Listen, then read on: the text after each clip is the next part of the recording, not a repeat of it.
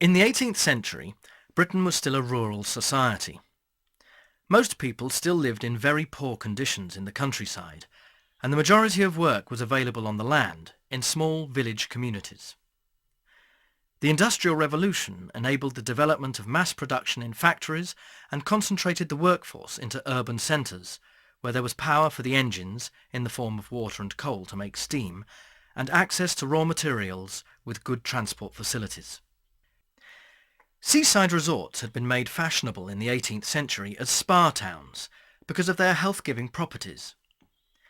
In 1750, Dr. Russell's dissertation on the use of seawater in the diseases of the glands convinced many doctors and patients that drinking and bathing in seawater could help cure many conditions, and the patronage of the seaside by the Prince Regent in the 1790s meant it became very fashionable to aspire towards the healthy, wealthy lifestyle epitomised at the seaside resort. The development of the railways from the 1860s onwards meant that large numbers of people could be moved swiftly and cheaply to a variety of destinations, including the seaside resorts. Then, in 1871, the Bank Holiday Act introduced the concept of holidays with pay, with national holidays created on Boxing Day, Easter Monday, Whit Monday, and on the first Monday in August.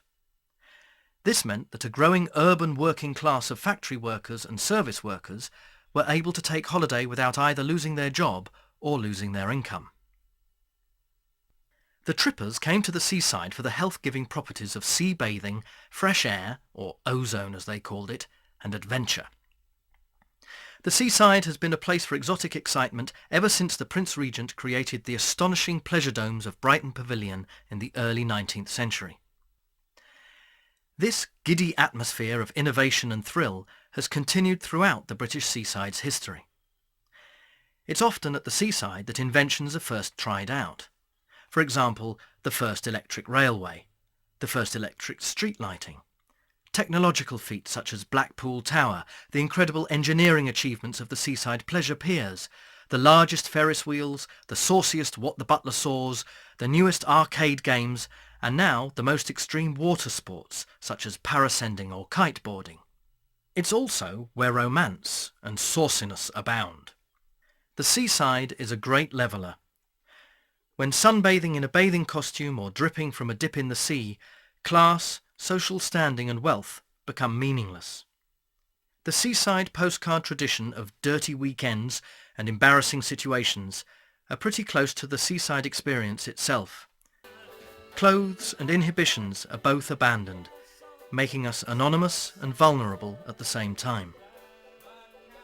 It's in this context that the holiday crowds went to see the seaside entertainers. And what a range of entertainment there was.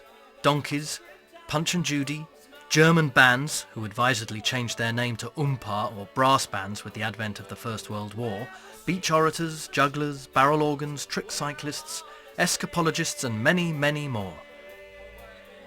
The Pierrot troupes and concert parties were unusual because they directly engaged with their audiences. They produced an ensemble show of family fun designed specifically for the holiday crowds.